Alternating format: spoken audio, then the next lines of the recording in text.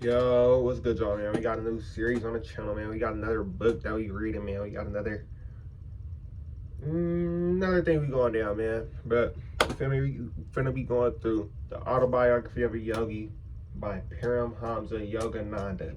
If y'all don't know, this was one of Steve Jobs' favorite books. One of his only books that he had on his, not bad, on his iPad or his phone before he died. It was something like that. I think on his Kindle. But it was one of his only books that he had before he died. But you feel me? This is a really monumentous book. So in the book, it talks about the early life of Paramhamsa Yogananda, and Yogananda was like one of the he was like a very popular yogi in the early 1900s. So he was one of the first yogis to bring yoga to the West, like mainly the United States and stuff. He was one of the first yogis to bring Kriya Yoga to the United States and to have a book about it. You feel me? He was also trained, or I don't want to put it like that, but he had the guru named Paramhamsa Yoga. He had a guru named Sri Yukteswar Giri. They're both on my wall. They're right there. You feel me? But you feel me? So I can't explain shit. So we might as well just get into the story. Yeah, let's just start. We only gonna be going through certain chapters though. In this one, we are gonna be going through his early life and his mother's death and amulet. So that's chapter 1 and 2. So I need to stop saying so. I said so like 30 times. But yeah, let's get into it. Chapter 1. My parents in early life.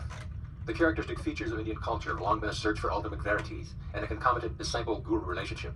My own path led me to a Christ-like sage whose beautiful life was chiseled for the ages. He was one of the great masters who are India's sole remaining wealth. Emerging in every generation, they have bulwarked their land against the fate of Babylon and Egypt.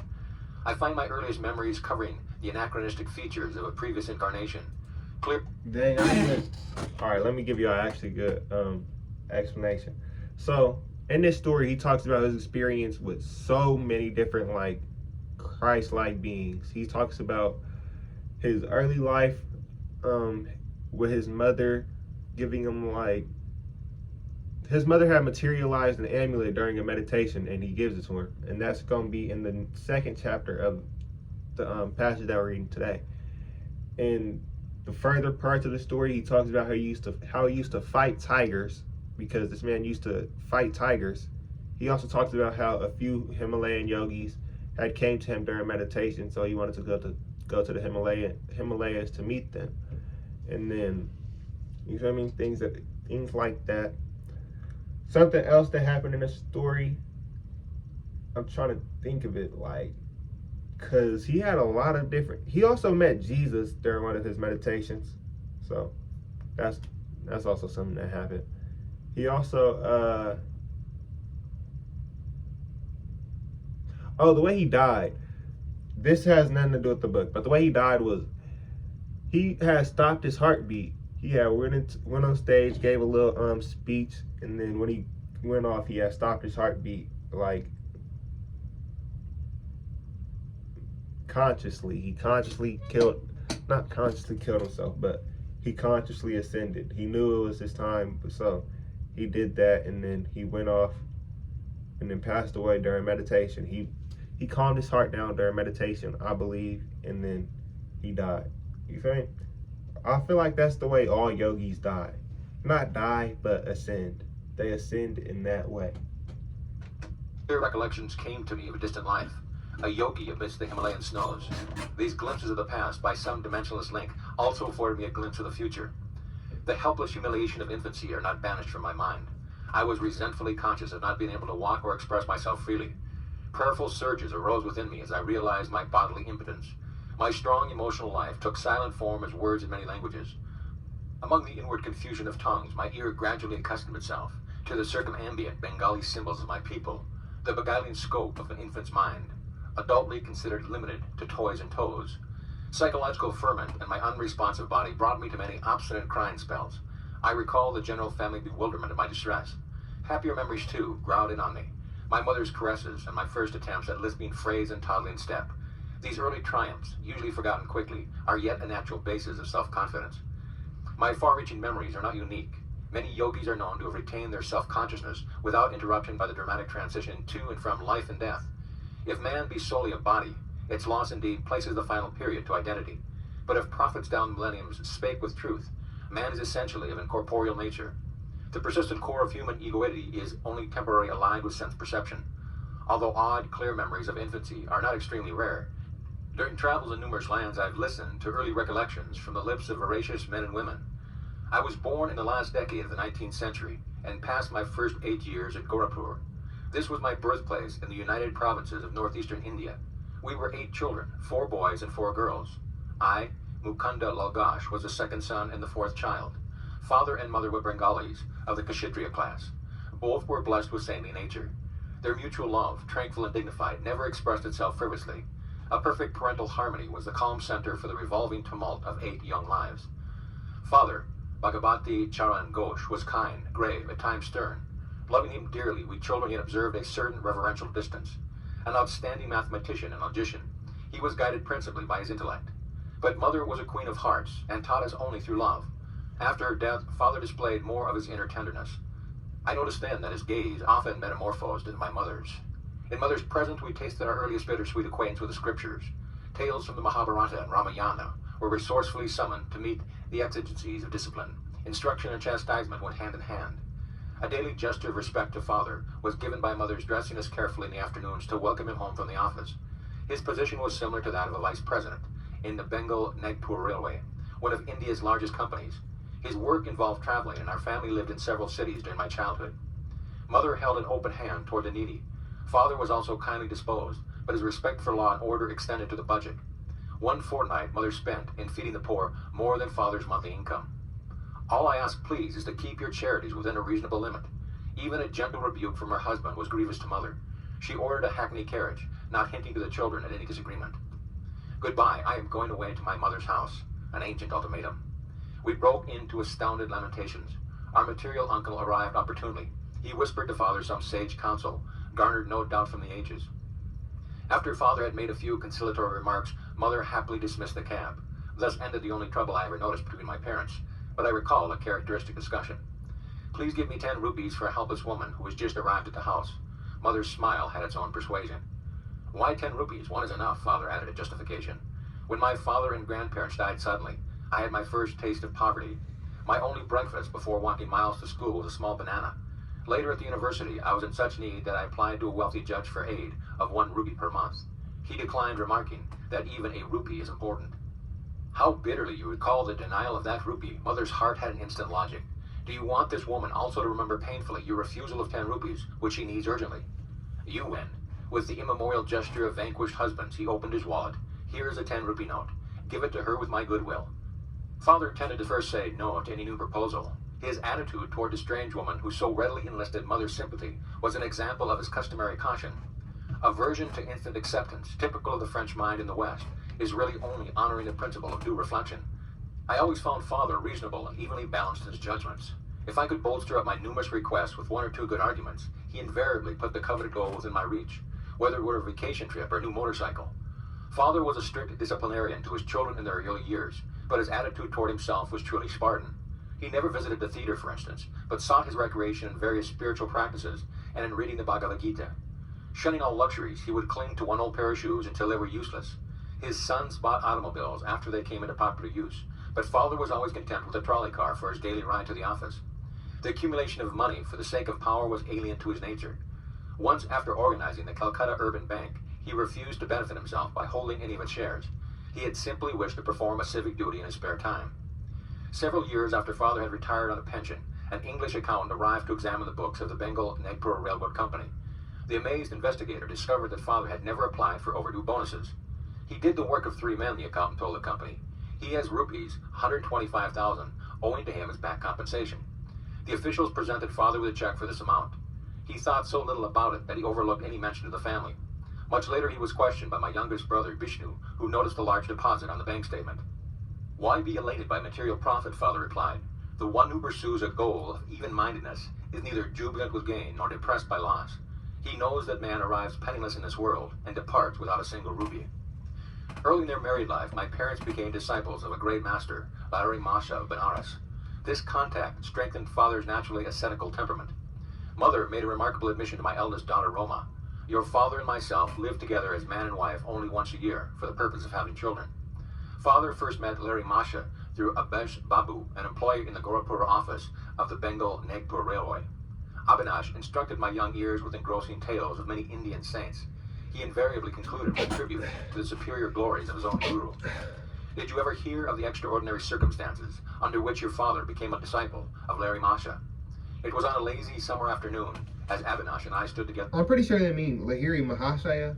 I don't know why they're saying Larry Masha. In the compound of my home, that he put this intriguing question. I shook my head with a smile of anticipation. Years ago, before you were born, I asked my superior officer, your father, to give me a week's leave for my Gorakhpur duties in order to visit my guru in Benares. Your father ridiculed my plan. Are you going to become a religious fanatic, he inquired. Concentrate on your office work if you want to forge ahead. Sadly walking home along a woodland path that day, I met your father in a palanquin. He dismissed his servants and conveyance and fell into step beside me. Seeking to console me, he pointed out the advantages of striving for worldly success. But I heard him listlessly. My heart was repeating, Larry Masha, I cannot live without seeing you.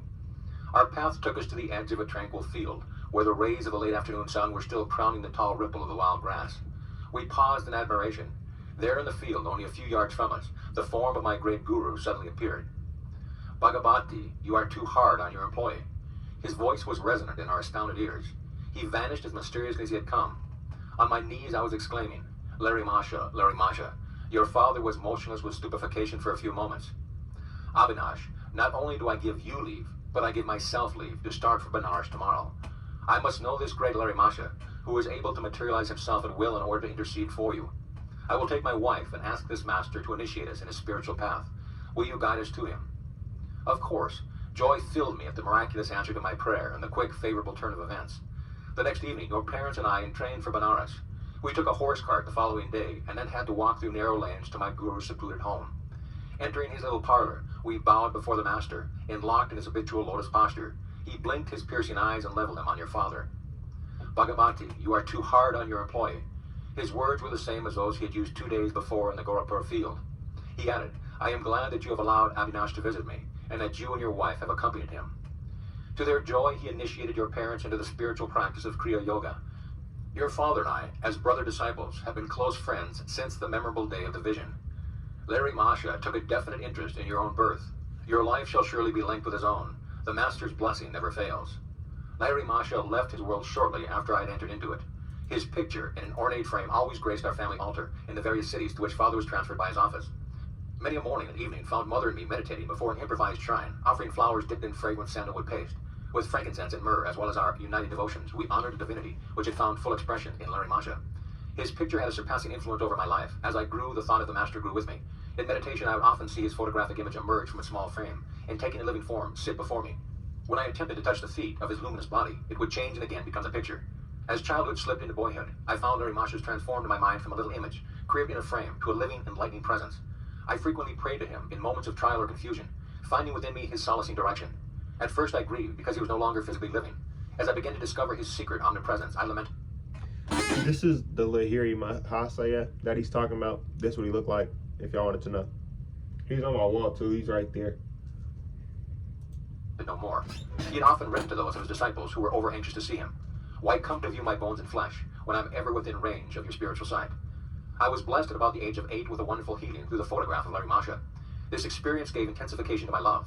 While at our family estate in Ijapur, Bengal, I was stricken with Asiatic cholera. My life was despaired of. The doctors could do nothing. At my bedside, mother frantically motioned me to look at Larry Masha's picture on the wall above my head. Bowed to him mentally, she knew I was too feeble even to lift my hands in salutation. If you really show your devotion and inwardly kneel before him, your life will be spared. I gazed at his photograph and saw there a blinding light, enveloping my body and the entire room. My nausea and my other uncontrollable symptoms disappeared. I was well. At once I felt strong enough to bend over and touch mother's feet in appreciation of her immeasurable faith in her guru. Mother pressed her head repeatedly against the little picture.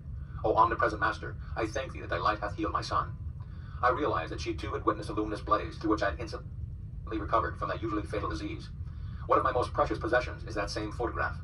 Given to Father by Larry Masha himself, it carries a holy vibration. The picture had a miraculous origin. I heard the story from Father's brother disciple, Kali Kumar Roy. It appears that the master had an aversion being photographed. Over his protest, a group picture was taken of him and a cluster of devotees, including Kali Kumar Roy. It was an amazed photographer who discovered that the plate, which had clear images of all the disciples, revealed nothing more than a blank space in the center, where he had reasonably expected to find the outlines of Larry Masha. The phenomena was widely discussed. A certain student and expert photographer, Gangadhar Babu, boasted that the fugitive figure would not escape him. The next morning, as the guru sat in lotus posture on a wooden bench with a screen behind him, Gangadhar Babu arrived with his equipment. Taking every precaution for success, he greedily exposed 12 plates. On each one, he soon found the imprint of the wooden bench and screen, but once again, the master's form was missing. With tears and shattered pride, Gangadhar Babu sought out his guru. It was many hours before Larry Masha broke his silence with a pregnant comment. I am spirit. Can your camera reflect the omnipresent and visible? I see it cannot, but holy sir, I lovingly desire a picture of the bodily temple where alone to my narrow vision that spirit appears fully to dwell. Come then tomorrow morning, I will pose for you. Again the photographer focused his camera. This time the sacred figure, not cloaked with mysterious imperceptibility, was sharp on the plate. The master never posed for another picture, at least I have seen none. The photograph is reproduced in this book. Larry Masha's fair features of a universal cast hardly suggest to what race he belonged. His intense joy of God communion is slightly revealed in a somewhat enigmatic smile. His eyes, half open to note a nominal direction of the outer world, are half closed also. Completely oblivious to the poor lures on the earth, he was fully awake at all times to the spiritual problems of seekers who approached for his bounty. Shortly after my healing, through the potency of the Guru's picture, I had an influential spiritual vision. Sitting on my bed one morning, I fell into a deep reverie. What is behind the darkness of closed eyes? This probing thought came powerfully into my mind. An immense flash of light at once manifested to my inward gaze. Divine shapes of saints, sitting in meditation posture in mountain caves, formed like miniature cinema pictures on a large screen of radiance within my forehead. Who are you? I spoke aloud. We are the Himalayan yogis. The celestial response is difficult to describe. My heart was thrilled. Ah, I longed to go to the Himalayas and become like you. The vision vanished, but the silvery beams expanded in ever-widening circles to infinity. What is this wondrous glow? I am Ishwara. I am light. The voice was a murmuring clouds. I want to be one with thee. Out of the slow dwindling of my divine ecstasy, I salvaged a permanent legacy of inspiration to see God. He is eternal, ever new joy. This memory persisted long after the day of rapture. Another early recollection is outstanding, and literally so, for I bear the scar to this day. My elder sister Uma and I were seated in the early morning under a neem tree in our Gorapur compound. She was helping me with a Bengali primer, what time I could spare my gaze from the nearby parrot eating ripe maragasa fruit. Uma complained of a boil on her leg and fetched a jar of ointment. I smeared a bit of salve on her forearm. Why do you use medicine on a healthy arm? Well, sis, I feel I'm going to have a boil tomorrow. I am testing your ointment on the spot where the boil will appear. You little liar. Sis, don't call me a liar until you see what happens in the morning. Indignation filled me. Uma was unimpressed and thrice repeated her taunt. An adamant resolution sounded in my voice as I made slow reply. By the power of will in me, I say that tomorrow I shall have a fairly large boil in this exact place on my arm, and your boil shall swell to twice its present size. Morning found me with a stalwart boil on my indicated spot. The dimension of Uma's boil had doubled. With a shriek, my sister rushed to Mother. Mukunda has become a necromancer. Gravely, Mother instructed me never to use the power of words for doing harm. I have always... This nigga became a necromancer because his sister had put a thing on his arm, right? I mean, her sister was doing something to his arm, right? He said, all right, if I'm going to get something, you're going to get it 2 times bigger. And it actually happened. So she had went to her mom and said, Mukunda has become a necromancer. Because before his name was Paramhamsa Yogananda, his name was Mukunda. Remembered her counsel and followed it. Something different. My boil was surgically treated. A noticeable scar left by the doctor's incision is present today. On my right forearm is a constant reminder of the power in man's sheer word. Those simple and apparently harmless phrases to Uma, spoken with deep concentration, had possessed sufficient hidden force to explode like bombs and produce definite, though injurious effects. I understood later that the explosive vibratory power in speech could be wisely directed to free one's life from difficulties, and thus operate without scar or rebuke. Our family moved to Lahore in the Punjab. There I acquired a picture of the Divine Mother in the form of the goddess Kali. It sanctified a small informal shrine on the balcony of our home. An unequivocal conviction came over me that fulfillment would crown any of my prayers uttered in that sacred spot. Standing there with Uma one day, I watched 2 kites flying over the roofs of the building on the opposite side of the very narrow lane. Why are you so quiet? Uma pushed me playfully. I am just thinking how wonderful it is that Divine Mother gives me whatever I ask. I suppose she would give you those 2 kites, my sister laughed derisively. Why not? I began silent prayers for their possession. Matches are played in India with kites whose strings are covered with glue and ground glass. Each player attempts to sever the string of his opponent. A freed kite sails over the roofs. There is great fun in catching it. Inasmuch as Uma and I were on the balcony, it seemed impossible that any loose kite would come into our hands. Its strings would naturally dangle over the roof. The players across the lane began their match. One string was caught. Immediately, the kite floated in my direction. It was stationary for a moment, through sudden abatement of breeze, which sufficed to firmly entangle the string with a cactus plant on top of the opposite house. A perfect loop was formed for my seizure. I handed the prize to Uma. It was just an extraordinary accident and not an answer to your prayer. If the other kite comes to you, then I shall believe. Sister's dark eyes conveyed more amazement than her words. I continued my prayers with a crescendo intensity. A forcible tug by the other player resulted in the abrupt loss of his kite. It headed toward me, dancing in the wind. My helpful assistant, the cactus plant, again secured the kite string, the necessary loop by which I could grasp it. I presented my second trophy to Uma. Indeed, Divine Mother listens to you. This is all too uncanny for me. Sister bolted away like a frightened fawn. End of chapter.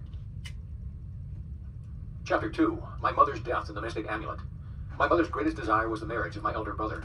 Ah, when I behold the face of Ananda's wife, I shall find heaven on this earth. I frequently heard Mother express in these words her strong Indian sentiment for family continuity. I was about 11 years old at the time of Ananda's betrothal. Mother was in Calcutta, joyously supervising the wedding preparations. Father and I alone remained at our home in Berli in northern India, whence Father had been transferred after 2 years at Lahore. I had previously witnessed the splendor of nuptial rites for my two elder sisters, Roma and Uma. But for Ananda, as the eldest son, plans were truly elaborate. Mother was welcoming numerous relatives, daily arriving in Calcutta from distant homes. She lodged them comfortably in a large, newly acquired house at 50 Amherst Street. Everything was in readiness, the banquet delicacies, the gay throne on which brother was to be carried to the home of the bride-to-be, the rows of colorful lights, the mammoth cardboard elephants and camels, the English, Scottish, and Indian orchestras, the professional entertainers, the priests for the ancient rituals. Father and I in gala spirits were planning to join the family in time for the ceremony. Shortly before the great day, however, I had an ominous vision. It was in Berli on midnight, as I slept beside Father on the piazza of our bungalow. I was awakened by a peculiar flutter of mosquito nets in the bed. The flimsy curtains parted, and I saw the beloved form of my mother. Awaken your father, her voice was only a whisper. Take the first available train at 4 o'clock this morning. Rush to Calcutta if you would see me. The wraith-like figure vanished. Father, mother is dying. The terror in my tone aroused him instantly. I sobbed out the fatal tidings. Never mind that hallucination of yours. Father gave his characteristic negation to a new situation. Your mother is in excellent health. If we get any bad news, we shall leave tomorrow. You shall never forgive yourself for not starting now. Anguish caused me to act bitterly, nor shall I ever forgive you. The melancholy morning came with explicit words. Mother dangerously ill. Marriage postponed. Come at once.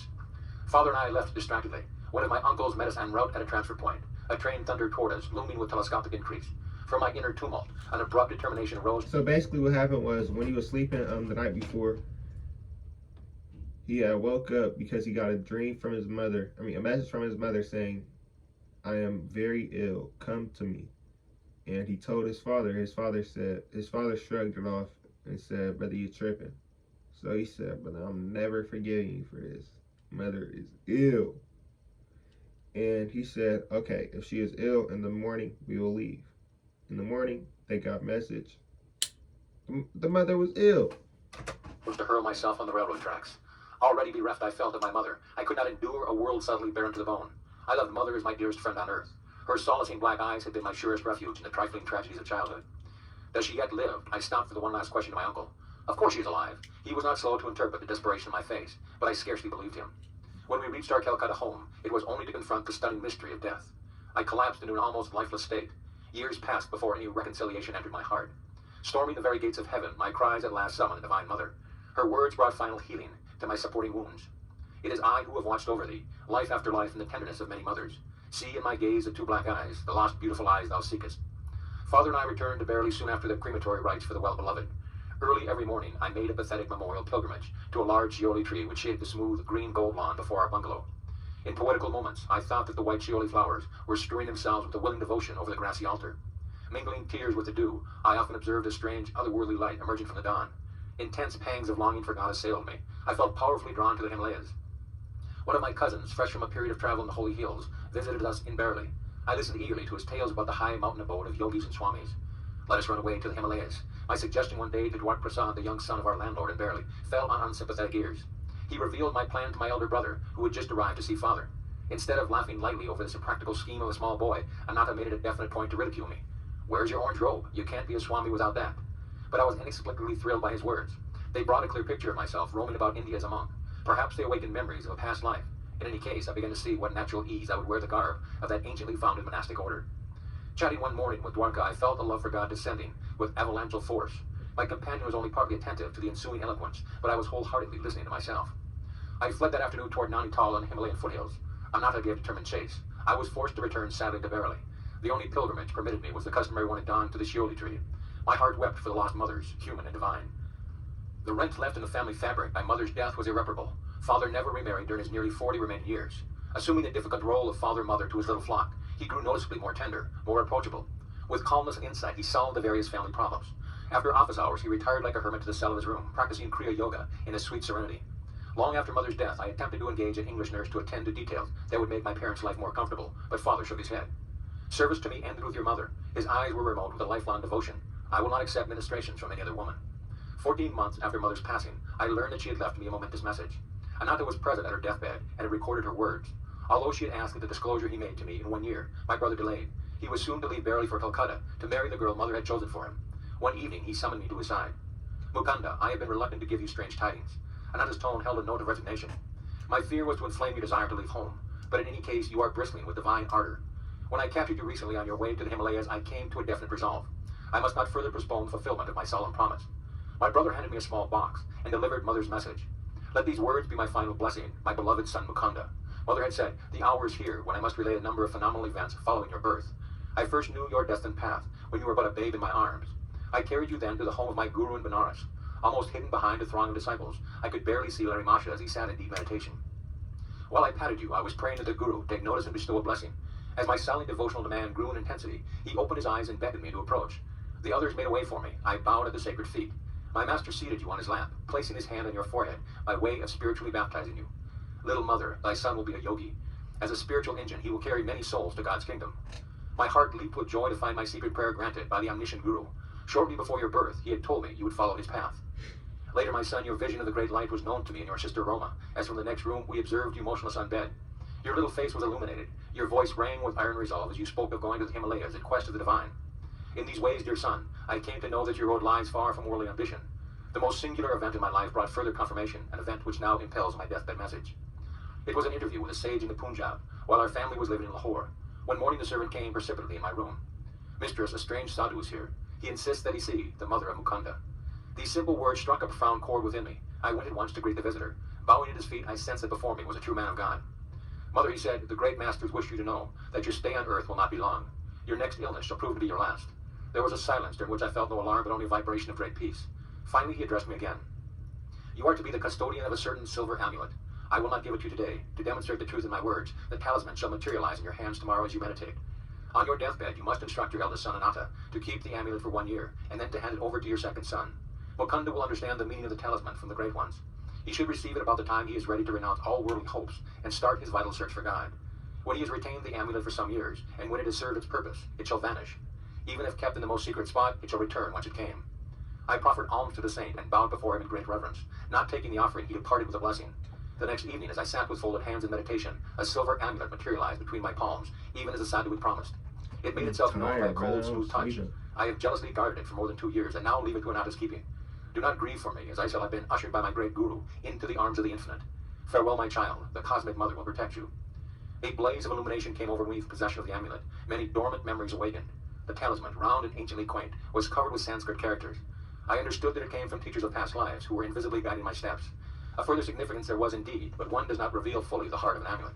How the talisman finally vanished amidst deeply unhappy circumstances of my life, and how its loss was a herald of my gain of a guru, cannot be told in this chapter.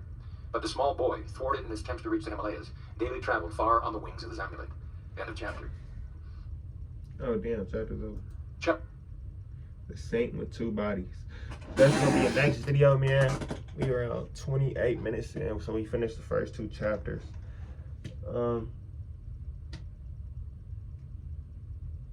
In the next video, I think we're gonna talk about the perfume saint, the tiger swami, the levitating saint.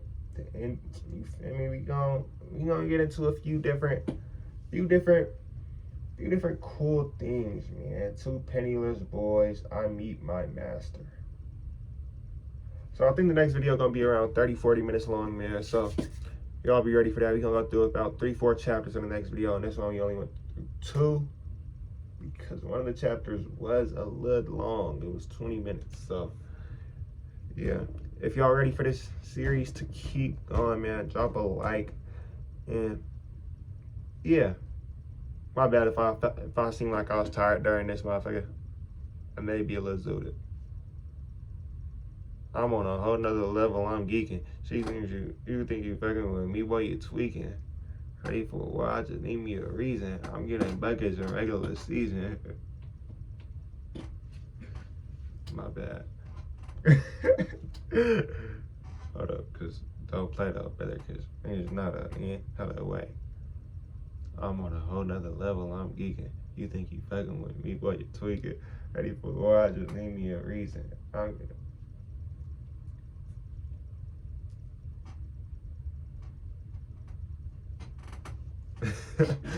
Alright, yeah, that's it for this video, man. We don't edit these. We don't edit these videos. You know that. They just come straight off the red phone. We got 2 phones. We don't post on our black phone. This phone for the private. I mean for the personals. That phone get it posted on. That phone get posted on. Hey, that phone get posted on. Hey, my bad.